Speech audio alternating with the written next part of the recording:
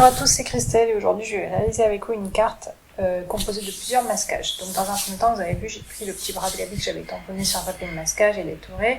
Je l'avais positionné sur le tampon, exactement où se trouve le bras, et j'ai fait comme si j'ai tamponné. Et en fait, je sais exactement où est-ce qu'il va se trouver, du coup le masque se retrouve collé. J'ai aussi fait le contour du tampon pour voir à peu près où se trouve Gabi et ne pas tamponner, pour ne pas lui tamponner des fleurs sur le visage. Parce que vous verrez qu'en fait, je vais faire un petit bouquet de fleurs dans sa main. Voilà, donc je réalise ma petite composition florale. Je commence avec un coquelicot, je l'ai tamponné hors champ, évidemment. Excusez-moi. Donc là, hop, le premier coquelicot à la memento et son petit masque par-dessus. Et je continue et je fais une première marguerite ensuite. La marguerite, comme elle a une tige, cette fois, je fais super attention à bien tamponner dans la main de Gabi. Donc j'utilise mon positionneur de tampon 100% tout en colle. Et quand j'ai trouvé la position, je tamponne avec le tampon directement. Voilà. Et je réalise ça avec tous les tampons dont la tige sera dans la main de Gabi. Du coup, les autres tiges qui manquent, en fait, je les ferai au feutre après. Voilà, donc les masques, ils étaient déjà prêts. Les masques, en général, je tamponne à la Versafine. C'est pour ça qu'il y a de la Versafine à côté. Quand j'en avais pas, il fallait bien que je le tamponne. Ou alors mes masques étaient trop abîmés, donc j'en ai fait de nouveau. Et ma deuxième marguerite, toujours avec le position de tampon pour voir où se trouve la tige, même si elle n'est pas assez longue pour atteindre la main, il faut quand même que je vois où est-ce que je vais pouvoir la faire passer. Voilà. Quand je suis satisfaite, je tamponne. Donc je fais en sorte que mon positionneur ne bouge pas trop. Et pareil, hein, vous avez vu mon papier, je l'ai fixé avec un petit bout de mesquine tape. Donc sur ma plaque de verre. Donc la memento, elle sèche assez rapidement, donc on peut tout de suite appliquer le papier de masquage, ça pose pas trop de problème, hein. Ça va pas déborder, ça va pas baver. Par contre, avec la Versafine, il vaut mieux laisser un peu sécher avant d'appliquer le papier de masquage si vous décidez de d'utiliser en fait un coloriage avec une technique à l'eau. Hein. Ou tout simplement, si vous voulez utiliser la Versafine parce qu'il n'y a pas de coloriage, c'est très bien aussi, mais attendez qu'elle sèche bien avant d'appliquer votre masque, vos masques. Voilà, donc on réalise le troisième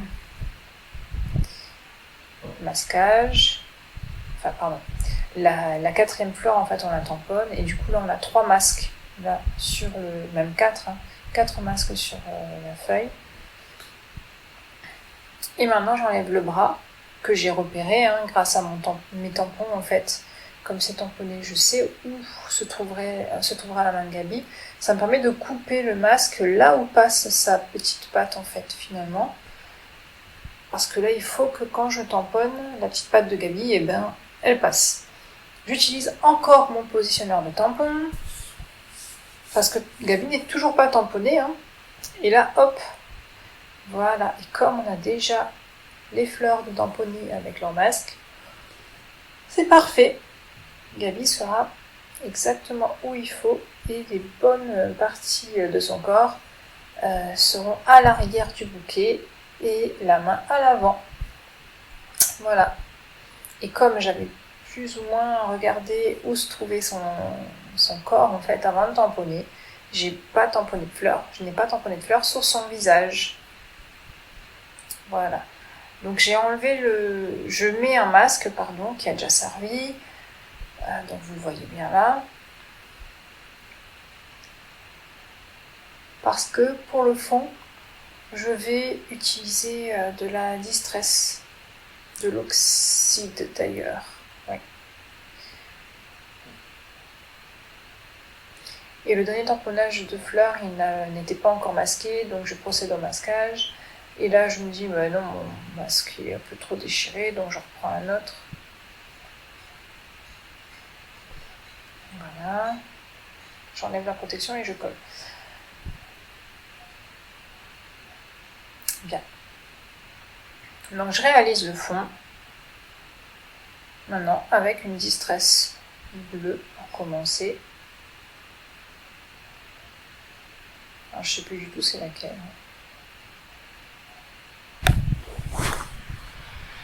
C'est Salty Ocean, comme très souvent, je crois d'ailleurs.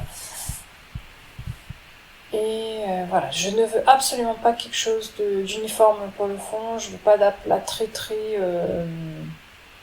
présent en fait, parce que c'est un ciel que je suis en train de réaliser. Donc sur les bords, c'est pas grave s'il y a beaucoup d'encre, pour concentrer le regard, on va dire, sur la créa. Après, de toute façon, il faudra ancrer les bords, donc autant le faire maintenant. Mais par contre, pour le fond, c'est vraiment un fondu léger que j'ai essayé de faire. Voilà, bon, essayer parce que par moments, je fais quand même des petites traces. Et c'est aussi pour ça que j'utilise le plus souvent des oxydes pour faire ce travail-là, parce que pour moi, c'est plus simple. Comme j'ai encore un peu de mal à appliquer correctement l'encre, je préfère tout simplement les oxydes parce qu'elles sont plus douces, on va dire, à étaler, plus faciles à étaler, elles sèchent moins vite et donc c'est plus simple. Voilà. Même si j'ai pas utilisé l'effet oxyde, pour moi, en fait, ça se justifie pour cette raison. Donc là, après, pour utiliser mes petits masques, mon pochoir, j'utilise une autre encre Distress à travers ce pochoir et avec un doigt mousse parce que c'est le pochoir avec des petites fleurs et des petites feuilles et je ne veux que les fleurs. Donc j'utilise du doigt mousse pour pouvoir tamponner bien où il faut, pouvoir appliquer bien où il faut l'encre. Et comme il y a les petites feuilles d'un autre pochoir, maintenant, j'utilise une autre encre pour faire ces petites feuilles, toujours avec le doigt mousse. Voilà. Donc j'étais pas toujours dans le champ, mais je pense que vous avez compris ce que je faisais.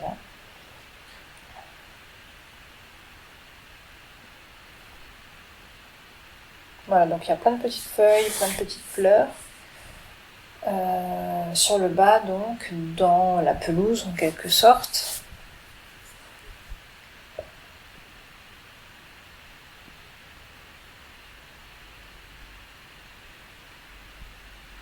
J'enlève mes masques là en fait, parce qu'après je vais procéder au coloriage.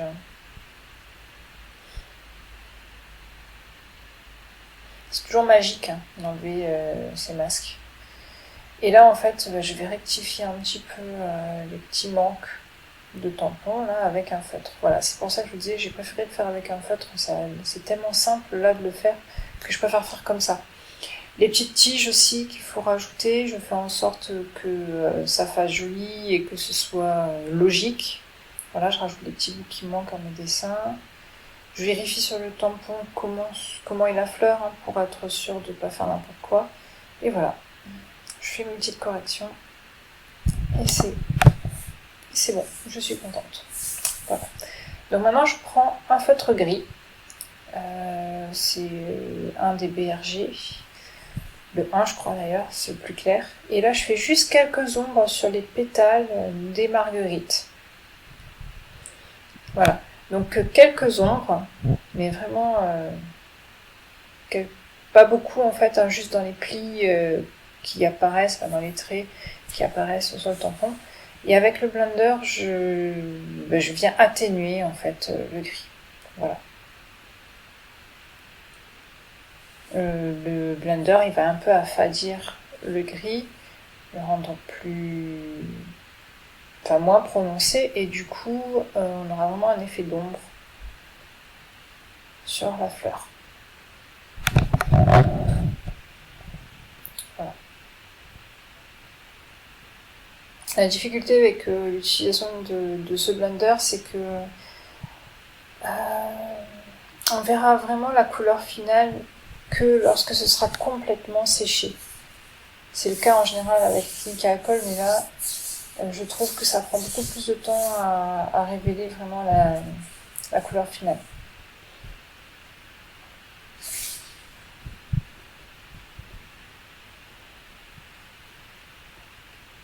Maintenant, en fait, je vais faire des petits points pour mes centres de fleurs, mes pistils d'étamine là.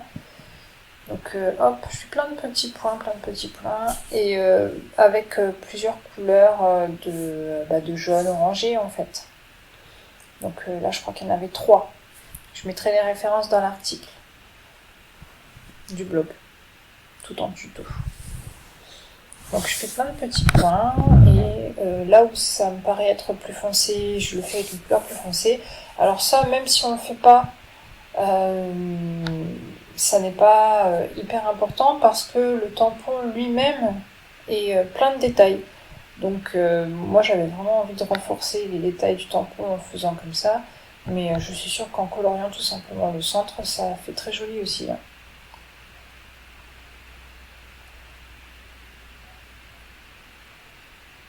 Voilà, donc j'ai fait plein de petits points.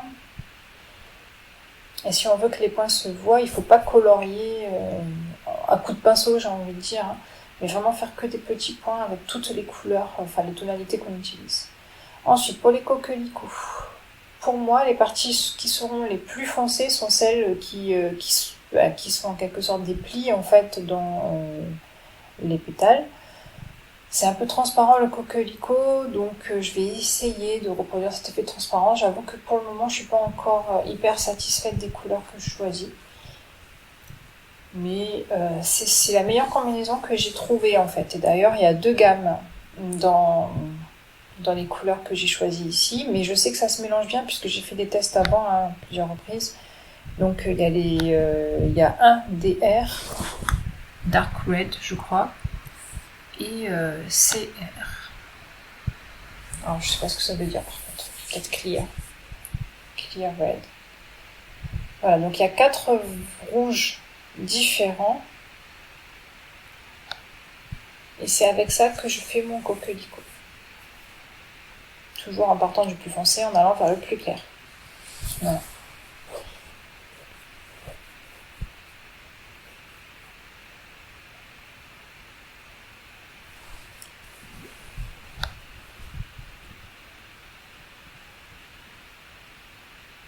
Donc là, comme vous voyez, j'ai pas trop accéléré. Je crois que là je suis x2 en fait. Donc c'est presque à vitesse réelle hein, finalement.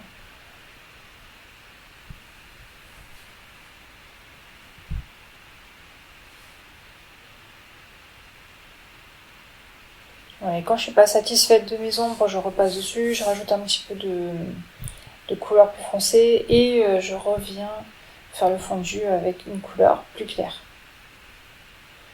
Voilà, les couleurs plus claires, c'est important la plupart du temps en tout cas, c'est important de finir avec les couleurs plus claires parce que c'est elles qui vont faire fondre le tout en fait.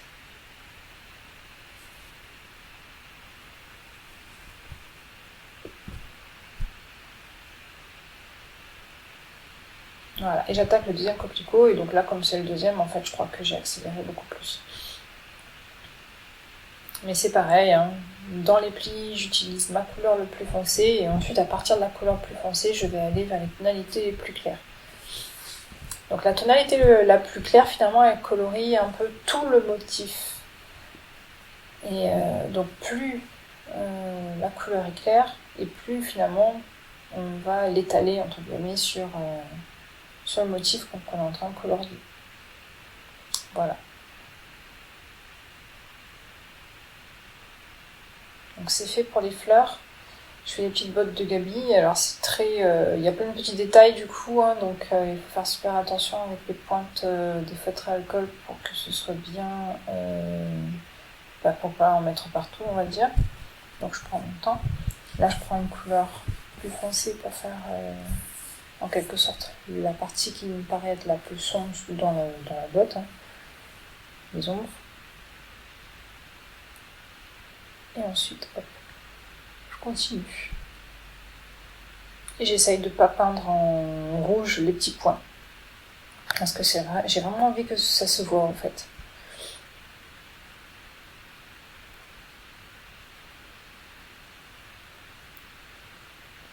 On a des petites pointes de gris pour mettre de l'ombre dans les points. Mais je pense que c'est un détail. Voilà. En dessous de la botte en gris. Et pour Gabi, pour ses bottes en tout cas c'est fait. Ensuite je colorie Gabi et je commence par faire les ombres dans une couleur un petit peu plus foncée, la plus foncée. Donc j'ai 4 gris, enfin 4 tonalités de gris différentes. Donc je commence par les ombres. Là j'ai un peu plus ralenti pour que vous voyez bien ce que j'ai fait.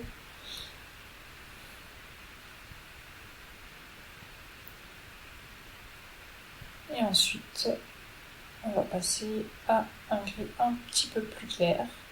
Et on va l'utiliser sur une zone un petit peu plus grande que la précédente.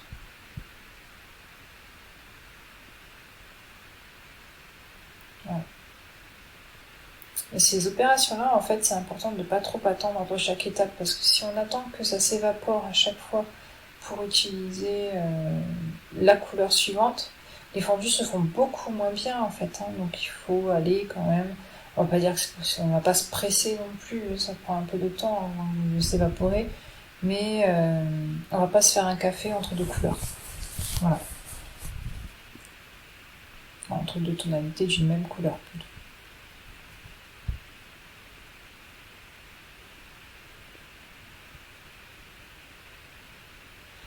Donc hop, une couleur encore plus claire,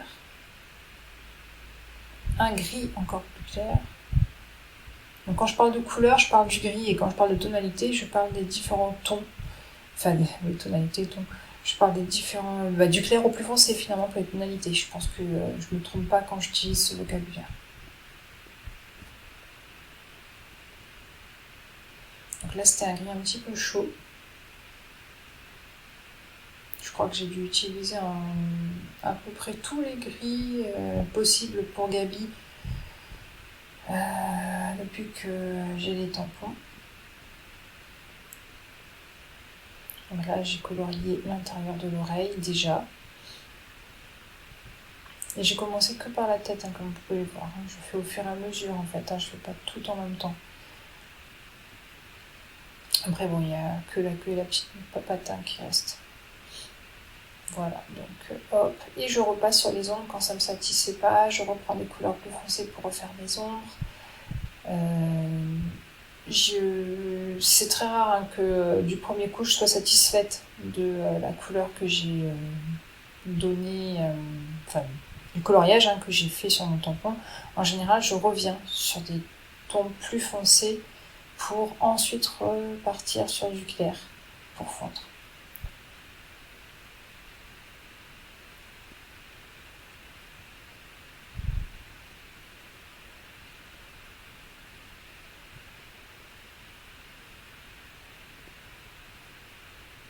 Alors ce que j'ai mis en plus foncé là, c'était la petite touffe de poils là au sommet du crâne. Là en fait là je fais l'intérieur de l'oreille en rose, ça je le fais toujours, et les petites pommettes aussi.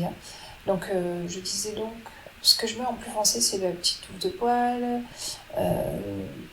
les ombres qui contournent un peu le crâne, derrière l'oreille aussi, et puis la bouche et les sourcils.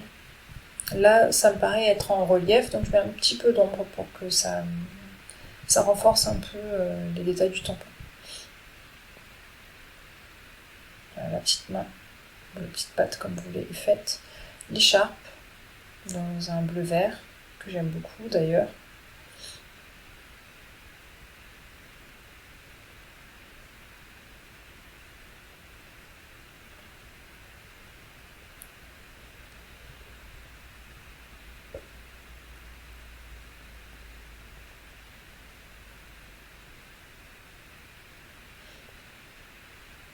Là je fais les tiges. Je crois que j'ai dû prendre qu'une seule couleur en fait pour le faire, ou grand maximum deux tonalités d'un même vert. Parce qu'il n'y a pas beaucoup de place pour faire des fondus en fait dans les tiges. Ensuite, la salopette en bleu, un peu jean. Donc pareil, je commence par les ombres plus foncées. Là j'ai accéléré parce que c'est un peu la même chose à chaque fois. Les parties arrondies en fait, quand je les colorie, je vais pas mettre l'ombre contre le bord du tampon, je vais toujours laisser un petit décalage. Vous avez vu un peu là sur la tête, je l'ai fait sur le crâne de Gabi, je laisse toujours un petit décalage. Je trouve que ça donne plus de relief en fait, et on a plus cette impression de rotondité justement, enfin de, je sais pas quel mot utiliser, mais bon, je pense que vous avez compris. Je trouve que c'est plus joli. Et je l'ai appris en regardant plein de vidéos, ça, hein, je l'ai pas inventé en tout cas. Mais justement, comme j'aime bien et comme je trouve que c'est vraiment, ça retrace plus la réalité, bah, je le fais comme ça.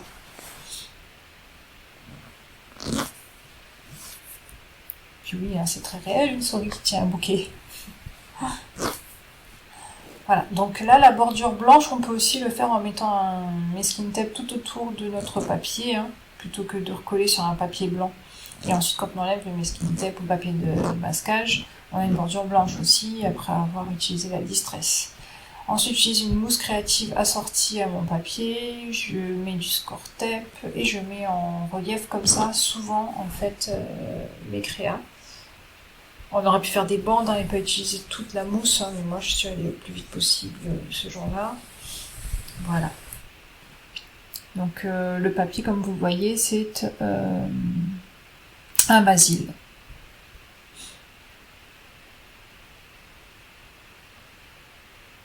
Donc c'est pas la peine d'utiliser tout le temps du Maya, ça fait beaucoup d'épaisseur après. On peut utiliser une base Maya et pour le reste du basil ou bien même du papier Florence en fait. Voilà. J'enlève mon score tape. J'utilise toujours du papier double face sur ce type de matière. Hein. Rarement la colle à pointe fine. Ça met plus de temps à sécher et du coup je préfère utiliser quelque chose d'instantané, même si il faut faire plus attention du coup. Ouais. Donc là maintenant je prépare mon sentiment avec de la Versafine cette fois-ci.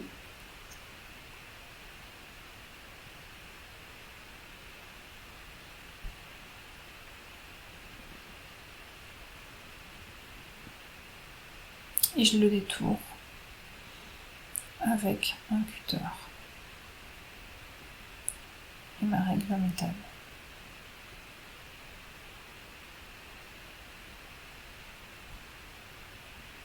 Ah, mais j'avais pas vu, j'ai recommencé en fait. Je pense que je vais pas être très contente de ce que j'avais fait.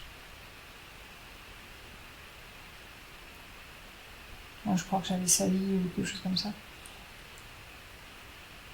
Voilà.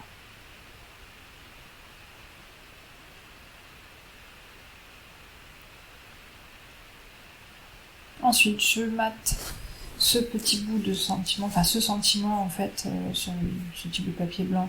Je le mate sur une chute en fait du papier de fond que j'ai utilisé, c'était du Maya. Hein.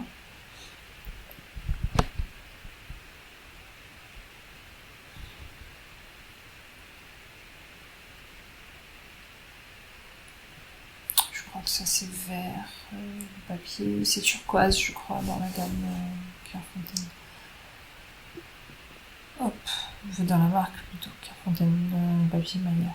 Hop, et ensuite je fais un petit contour de mon sentiment avec un feutre Bic, le plus fin je crois. Et je laisse de la place pour pouvoir faire un petit fanion à la main. Voilà. Et ensuite, j'ai réfléchi où est-ce que je devais mettre ces sentiments, je savais pas trop. Et au final, je crois que j'ai coupé le fanion parce que je ne mets pas. Voilà.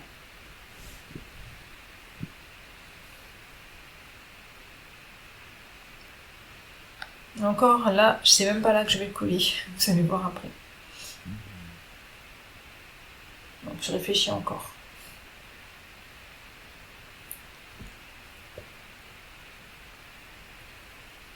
Alors cette carte en fait j'en ai réalisé une première. Je vous mettrai à la fin, c'est pas dans le même format, c'est pour ça que je vous en parle, et c'est pas tout à fait la même, mais quasiment. Donc la touche finale. Un peu de feutre à paillettes sur les fleurs. Je crois que j'en ai mis aussi sur les bottes et l'écharpe. Voilà, donc hop, un petit peu de paillettes et puis du crystal drop que je n'ai pas préparé en avant cette fois. Comme moi j'aime bien faire des petites gouttes aussi, je peux pas toujours préparer les plus petites gouttes, c'est pour ça que je prépare pas toujours. mais j'en ai déjà d'avance, hein, dans plein de couleurs déjà. Voilà. Et je fais un contour avec mon feutre Pitt comme pour le sentiment tout autour de ma carte, enfin de mon dessin là, de la scène. Voilà, de la scène plutôt. Voilà. Je le fais de plus en plus, hein, ça, faire des contours avec un feutre, sans forcément rajouter des fausses coutures. Des fois c'est juste des traits, des fois c'est des boucles aussi. Et là je vous montre la deuxième carte, sur laquelle cette fois-ci je n'ai pas mis de contour au feutre. Et vous avez vu le sentiment, vous verrez sur les photos un petit peu mieux. Le sentiment il est autour des fleurs. Voilà. Donc j'ai fait une petite ombre là à la fin avec mon feutre à alcool. Donc voici les photos, j'espère que ce tuto vous a plu, je vous remercie beaucoup de l'avoir regardé.